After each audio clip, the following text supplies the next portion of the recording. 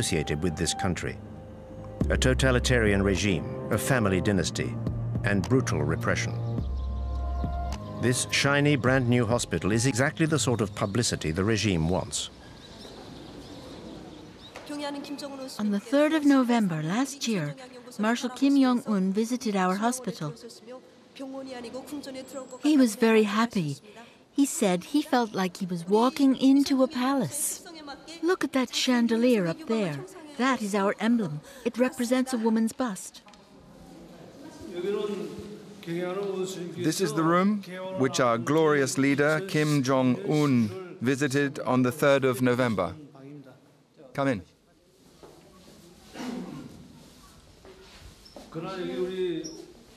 This is the bed the Marshal sat on when he came here. He asked how long the patients stay here. And Marshal Kim Jong-un sent us this 42-inch television the day after his visit. So you sleep here, is that right? You're a patient here? Yes. Do you speak French? A little. What a stroke of luck. The first patient we meet and she speaks French. How much longer are you going to be staying here? A week should be enough, I think. Wearing her hospital clothes, this patient is giving the performance of her life in this well-directed play.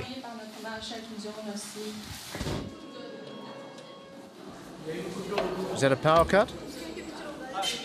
But reality soon kicks in again. Do you often have power cuts? No, very rarely.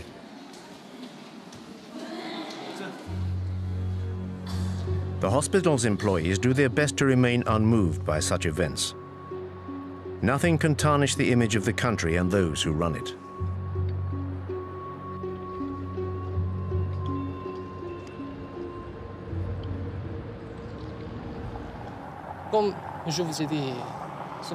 As I said to you this morning, our country is at loggerheads with the USA, Japan, and South Korea. So we need a strong military, many soldiers to defend the fatherland. There is always tension in the Korean peninsula.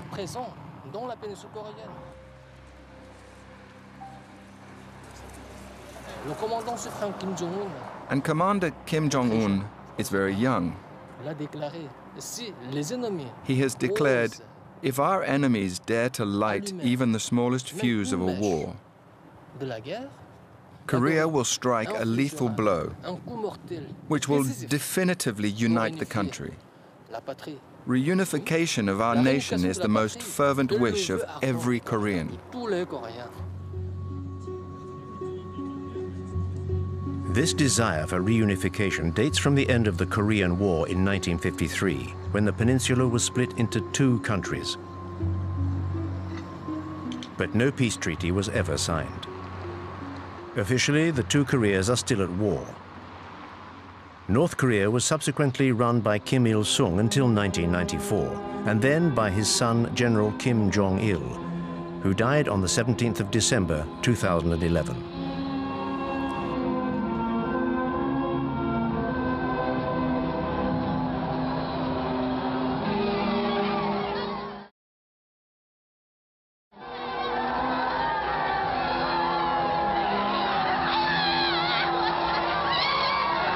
Kim Jong-un, son of the late Kim Jong-il, has been in power for 3 years.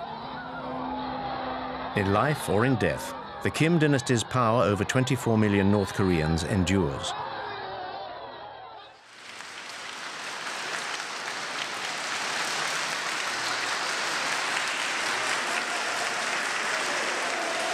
The Kim family is the first communist dynasty in history.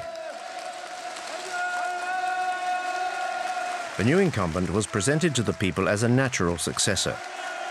Barely 30 years old, Kim Jong-un was quickly awarded the titles of Supreme Commander and then Marshal, and set about consolidating his power. Kim Jong-un's accession to power gave birth to a new hope in the hearts of the North Korean people.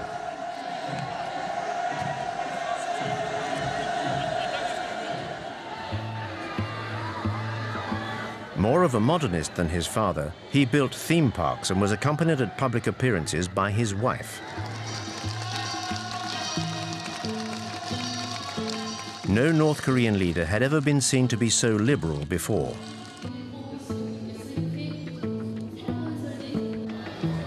Kim Jong-un cultivated his image right down to his posture, which was designed to be reminiscent of his grandfather's.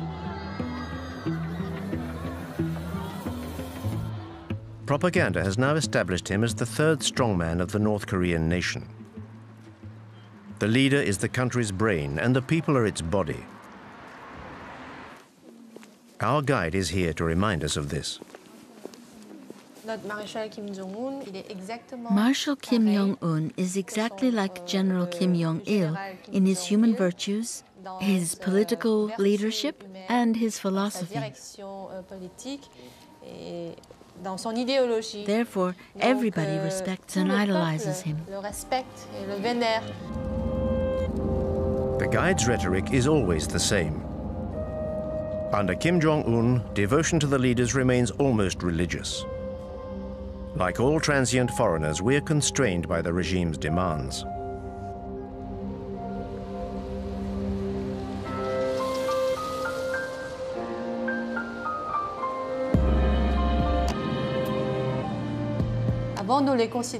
Before, we thought of them as leaders or heads of state.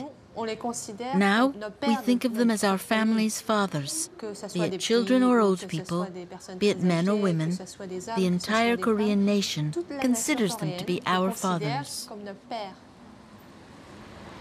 In his 3 years of absolute power, Marshal Kim Jong-un, like his father and grandfather before him, has become part of the intimate fabric of Korean families.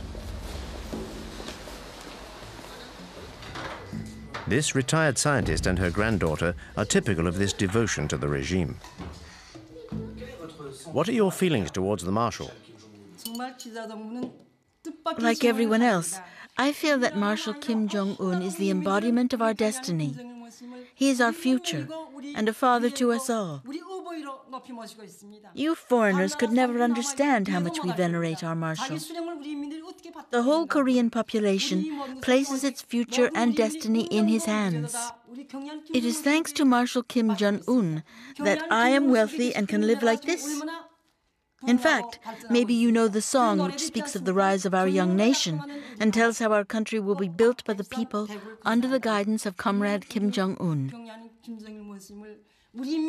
Thanks to him, our future will be brilliant and socialism will triumph.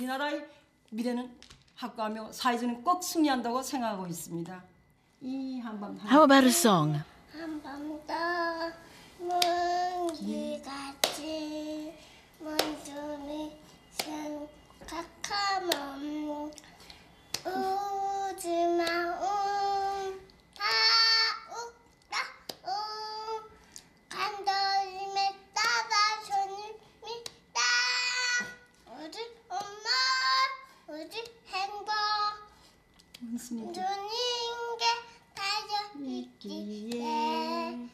아침 저녁 소원은 하나 원수님의 안녕입니다. You see, even little children miss the Marshal, so they salute him in their songs. Your granddaughter who just sang, she's 2 years old. What kind of future do you want for her? What kind of country will she live in? I feel sure that she will live in a strong and prosperous country that will incarnate the might of Mount Baekdu. That she will live in a world where she will have no cause to envy others.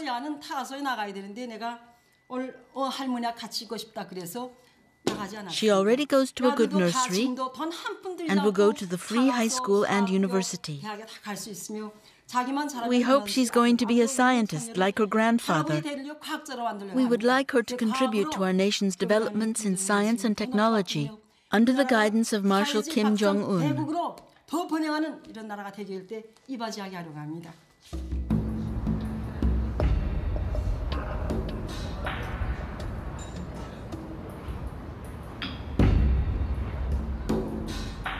Under Kim Jong-un, the nation's future elite is being coached in Pyongyang's model schools. Here, the children of families close to the nucleus of power will one day become musical virtuosi. We teach the children piano, but out of 30 pupils, only a few will be selected for the National Academy of Music. Some will become pianists, and others will just become composers or singers.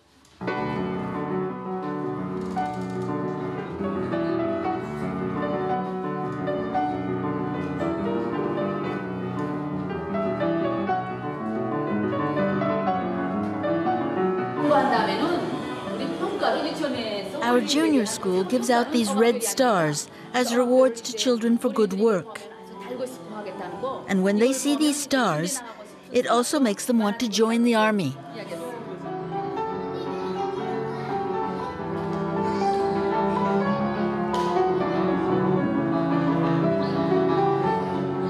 In this way, youth is molded to the regime's ideology from an early age and plays a vital role in its propaganda.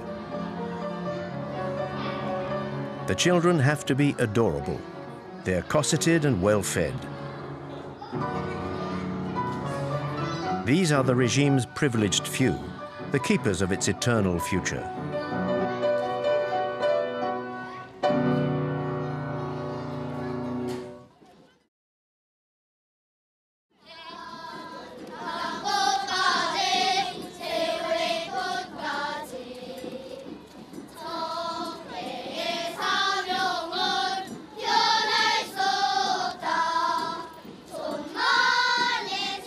From infant school through to university, devotion to the leader seems unfailing. But all the parades, songs and smiles hide another reality. The images that we filmed in North Korea give no insight into how this enigmatic country really works. Only North Korean refugees who have fled their homeland can genuinely shed light on the country's everyday life. What your footage shows is children who are all at the same level. The ones who lead the parades on the streets of Pyongyang are psychologically groomed throughout their time at school, and usually they have access to better facilities, owing to their parents' position, because it's a privilege to lead parades like this through the streets of the capital.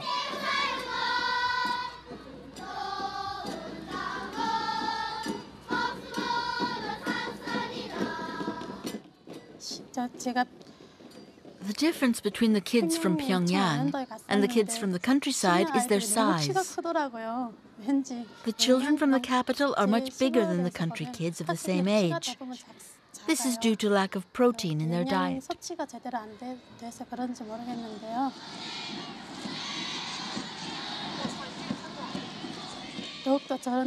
Now a whole host of new songs glorifying Kim Jong-un is being taught to the children. And they teach them to us, their parents. If children sing any song that is in any way critical of North Korean socialism, they're censured in front of their classmates.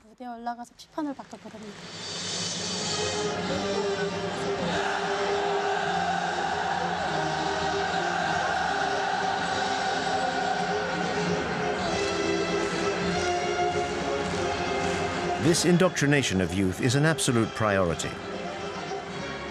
At the heart of this education lies a rabid patriotism.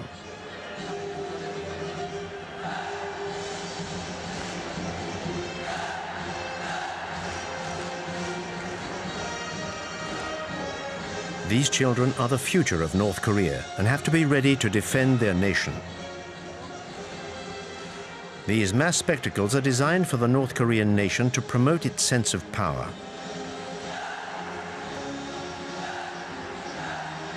These 20,000 young participants are all members of families fiercely loyal to the regime.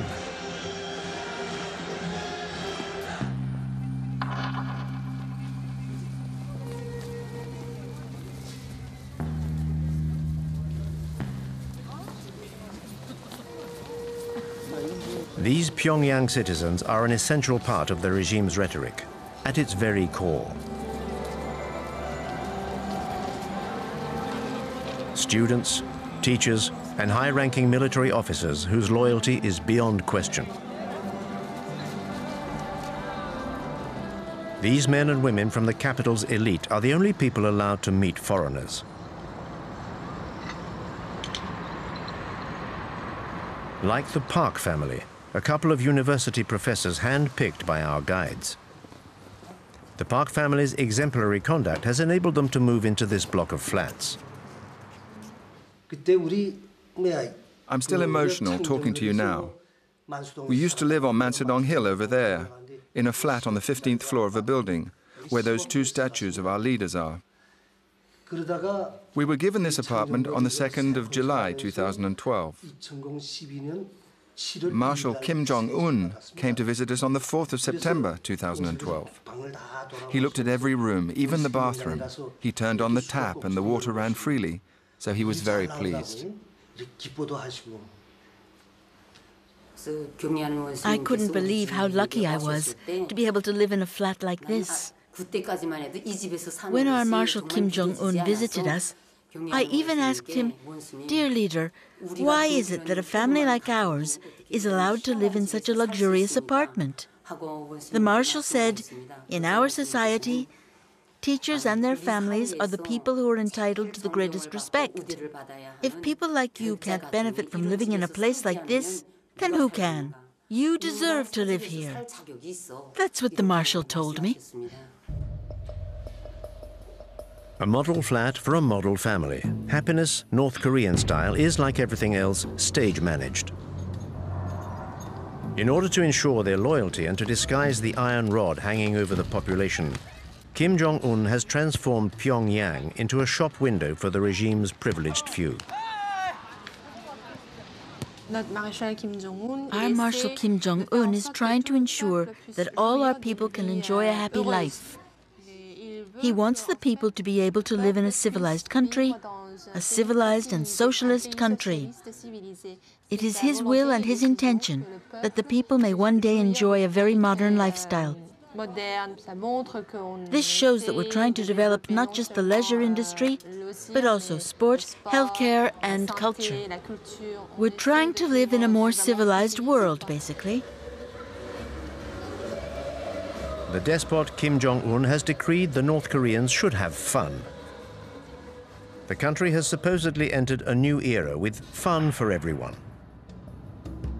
At least, that's the image that the authorities want to display to foreign visitors. On the outskirts of Pyongyang, this equestrian center is Marshal Kim Jong-un's latest creation.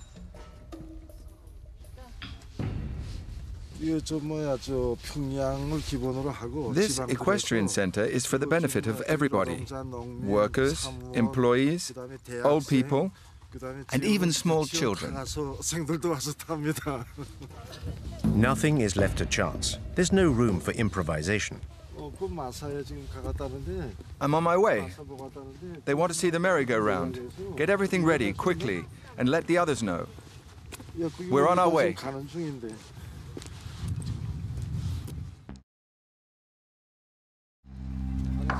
The horse symbolizes North Korea's power. If you believe what the North Koreans say, the Kim family comes from a long line of horsemen. The legend surrounding the supreme leader continues. Between 1990 and today, Marshal Kim Jong-un got on a horse 300 times, advised and coached by General Kim Jong-il. He worked very hard at it. In order to become a great horseman, he studied and read many books which enabled him to master every aspect of horse riding. That's why he's such an expert now. The myth surrounding Kim Jong-un borders on the grotesque. Indoctrination seeps into every aspect of life. Our presence here serves to export this ultra-propaganda across the country's borders.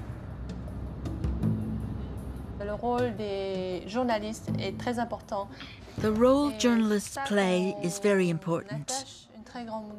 That's why we're taking the documentary you are making of our country so seriously. We hope that you will take what we have told you and turn it into a fair and objective documentary. Part of the schedule for the day is a visit to Marshal Kim's latest folly. a ski resort 200 kilometers from Pyongyang. His time studying in Switzerland gave him a taste for winter sports. The regime has spent $300 million on the construction of this complex. But Kim Jong-un has also achieved his objective of circumventing the embargo on leisure goods imposed by the international community. We have 10 ski slopes here at the Masik Resort, 9 for professional skiers and 1 for beginners. We started building these slopes in May 2013, and we finished on the last day of December 2013. That's what the marshal required, and we achieved it. Our leader even promoted our resort all over the world.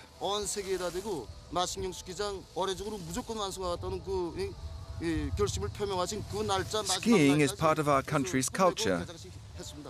And so Kim Jong-un wanted this resort built to develop our civilization.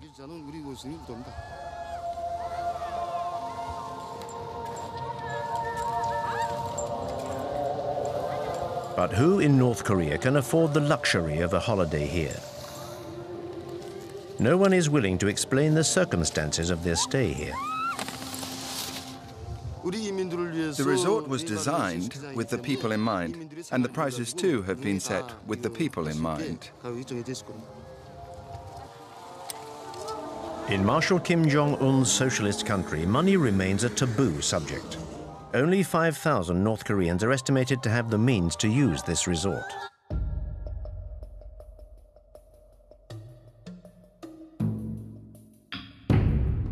In the opinion of this North Korean refugee, these new facilities are unacceptable.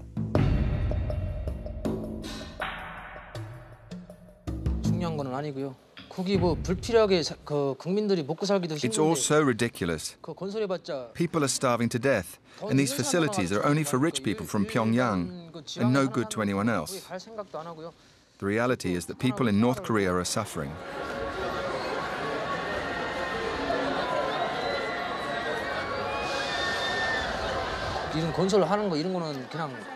When I see all these leisure facilities being built, I think to myself that it's just to placate the people and show people abroad that the country is capable of achieving these things. All the money spent on building these things could have been redistributed throughout the population. This is just throwing money out of the window. North Korea's economic difficulties do not stop the regime from spending money hand over fist. Every 2 years, Pyongyang puts on a film festival open to foreigners. This is a way for the authorities to present an image of cultural and material prosperity to the world.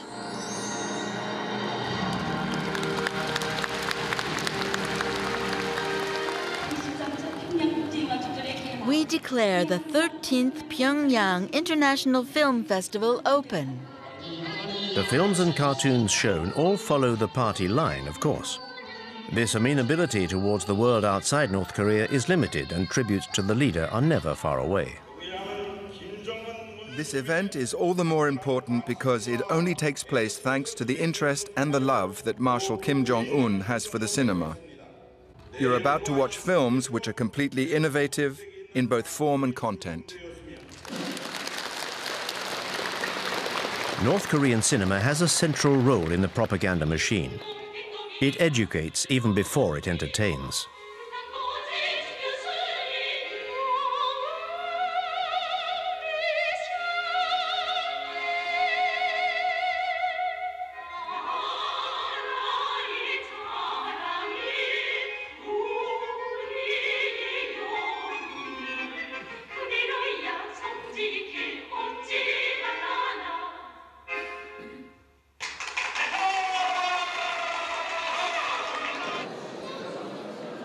The film festival also allows the regime to present itself in a good light, a message relentlessly driven home by the Ministry of Culture. We want independence, friendship, and peace between peoples. All over the world? Yes. all over the world. A select group of dignitaries and a few foreigners are being treated to a soirée orchestrated by the great and good of the regime.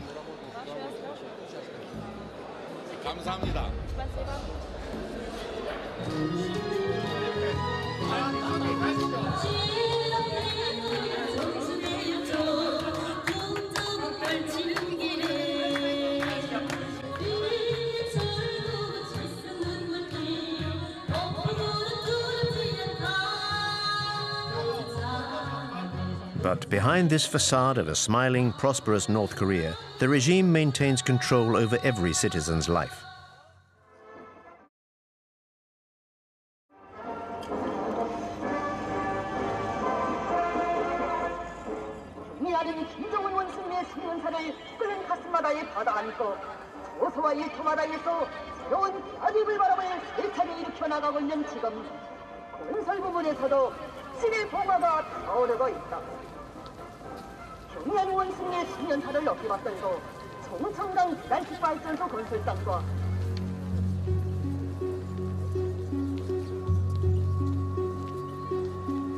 In this country of supreme leaders, even the smallest event is an opportunity to pay tribute to the leadership.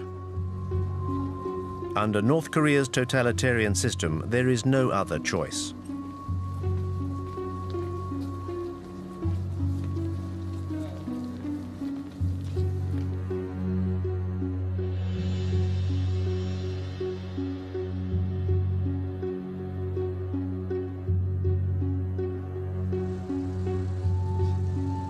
To commemorate the 60th anniversary of the end of the Korean War, the population of Pyongyang is requisitioned to pay tribute to its army. General Kim Jong-il said, "To safeguard our country, one can live without candy, but one cannot live without bullets." Our guide's words are directly influenced by the Songun doctrine, devised by the former leader Kim Jong-il, which gives the army the dominant role in building North Korea's socialism.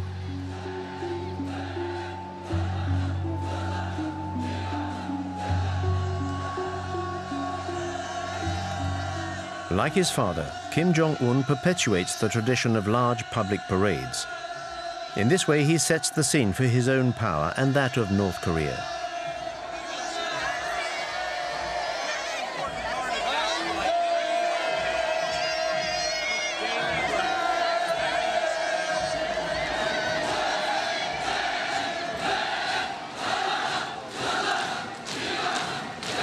The army is the keystone of the regime, with 1 million North Koreans enlisted and 1/3 of the population reservists.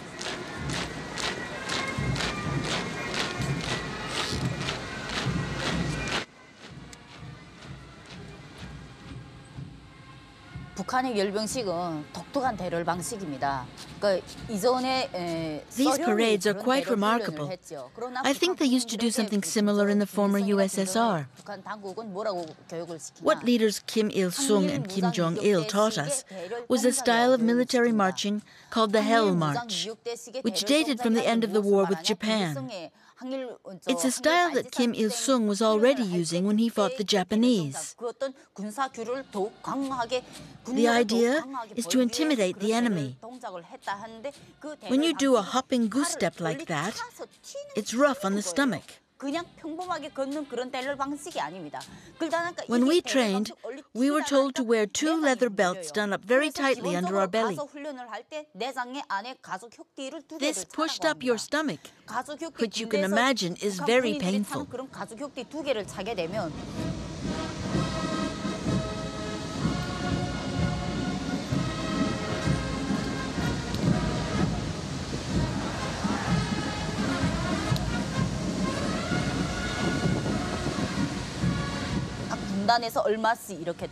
I took part in training for these parades while I was a student at military college.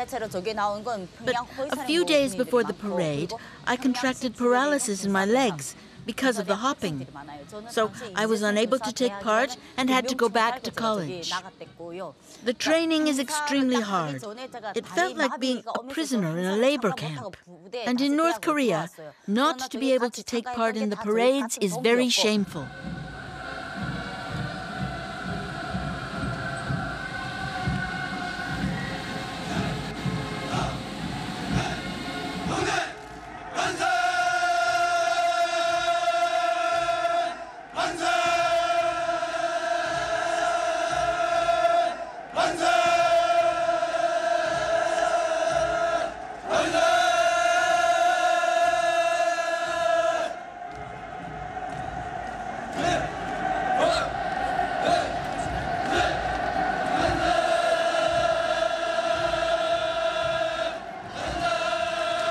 In order to establish his authority over the army and the party, Kim Jong-un took his inspiration from the darkest days of Stalinism.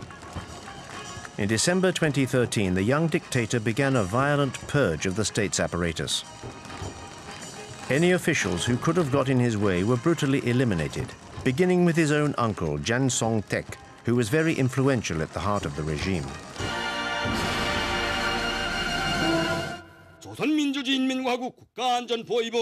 The Special Military Tribunal of the Ministry of State Security of the Republic of Korea has found the accused, Jang Song-taek, guilty of acts of subversion against the state. His goal was to overthrow the power of the proletariat by aligning himself with our ideological enemies. This crime carries the severest penalty under Article 60 of our Penal Code. This upstart, this traitor to the revolution, is condemned to death. The decision is to be implemented with immediate effect. Jang Song-taek was shot, according to the party line, for fomenting a coup d'etat. He was said to be overly immersed in commercial activities with China. Any hope of the regime relaxing its approach was definitively snuffed out. Kim Jong-un has asserted himself as a warlord. His frequently bellicose directives are followed to the letter by North Korea's soldiers. After the Kim Jong-un regime took power, training became more and more intense. He was determined to crush South Korea by force. He was very insistent on the weapons we had to use and ordered us to use all our ammunition on every training drill. I remember the directives changing when he took over. We had to go up into the mountains more and more often for training sessions, 2 or 3 times a week. And everything changed from a military equipment point of view. We got new and better munitions, like armor-piercing bullets. I think Kim Jong-un wants to prove to Koreans that he is capable of preparing the country for a war against South Korea.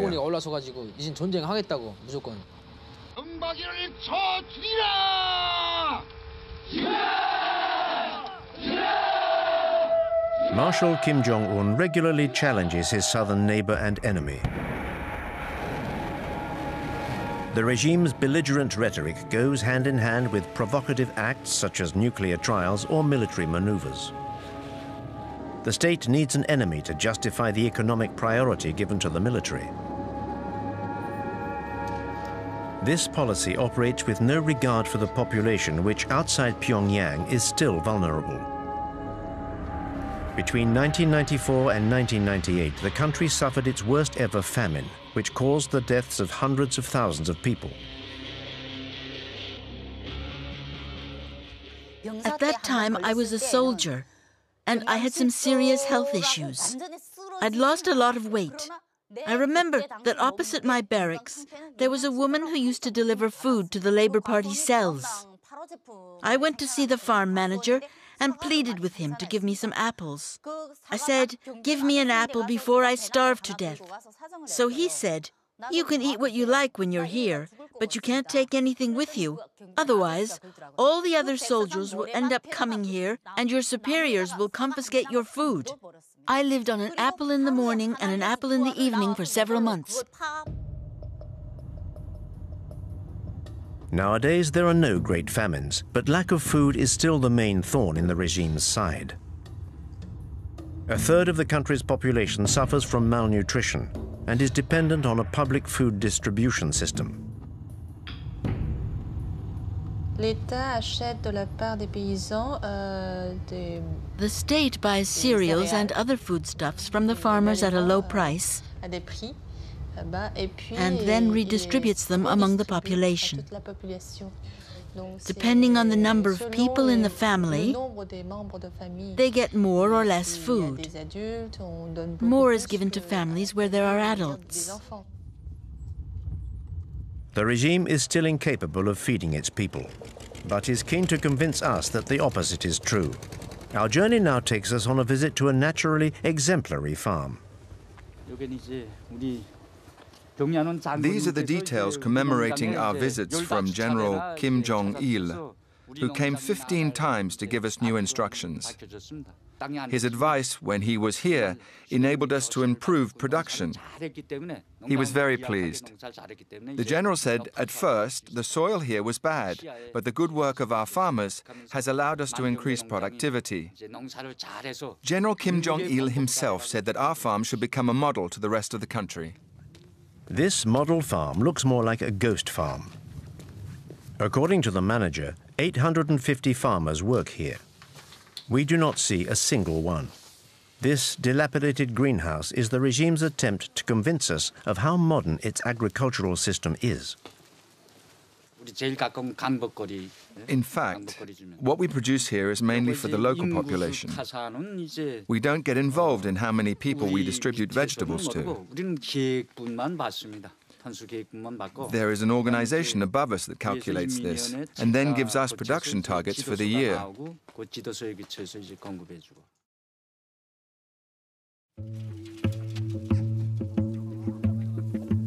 But the targets set by the authorities are unattainable. In order to help the farmers, the regime takes its inspiration from the Maoist model and sends the army into the fields. As soon as our training is over, we go into the country to work with the farmers. We usually help with pricking out rice or planting corn. Every regiment is billeted to a farm near its barracks. The commanding officer might say, this barracks, you go to this farm or whatever. After the corn harvest at the end of October or beginning of November, we return to barracks to start our winter training. In March 2012, Kim Jong-un introduced a reform which allowed farmers to keep half of what they grew. But a lack of fertilizer and farm tools prevents the country from being self-sufficient, and this fundamental principle remains out of reach.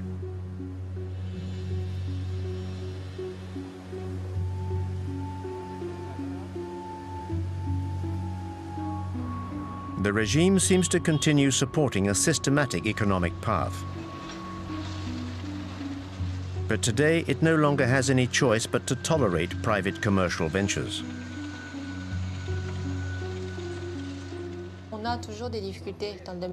We still struggle economically. There are still obstacles to overcome, but under our marshal's leadership, everyone can enjoy a stable lifestyle.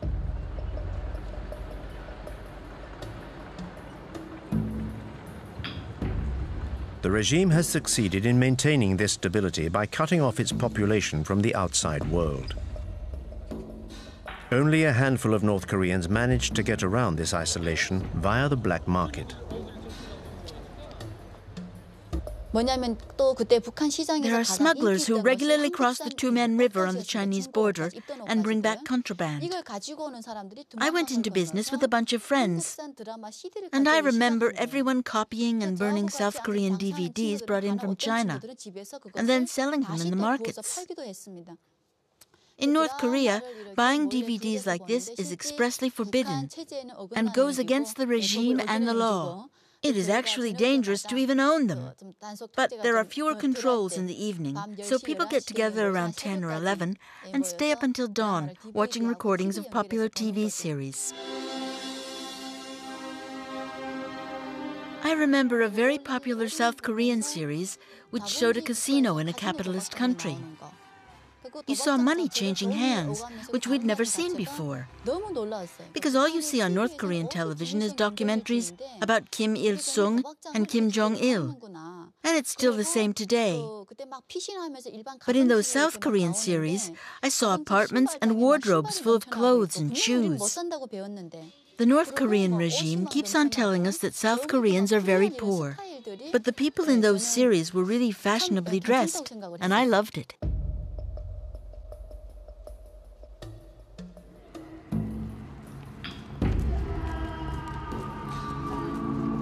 According to these refugees, this new merchant elite could be the catalyst for change within the country. This may explain why control over the population has increased since Kim Jong-un's accession to power. North Koreans have absolutely no chance of leaving the country legitimately. So despite the risk, many try clandestinely to cross the border into China. The first time I fled North Korea, I met a middleman when I arrived in China and was sold to a Chinese farmer. When you're on Chinese soil, you're considered an illegal immigrant and not a refugee. I ended up getting caught, and the Chinese authorities sent me back to North Korea. I was sent to a labor camp for a year. I was beaten for 3 days. The first few days are meant to frighten you and make you confess your crimes. Once you've confessed, you're sent to a labor camp or to prison. When they were torturing me, they prevented me from sleeping, and they hit me here, in the eye. When I was a border guard on the Two-Men River, it was my job to catch fugitives. We were posted along the Chinese border in groups of 3. When we caught a fugitive, we took them to our guard post, where we recorded the time and date at which we'd captured them. Then the fugitive was interrogated by our boss and transferred to the Department of Security. If the prisoner was starving, we could be lenient. Otherwise, they were sent straight to prison or the labor camp. All I did was hand them over to my superiors. We were rewarded for each fugitive we caught.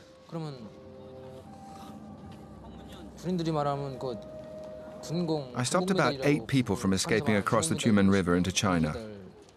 If you catch 1 fugitive, you get a medal. If you catch 5 in the same year, the Labour Party awards you prizes and even holidays so that you can go home and see your family.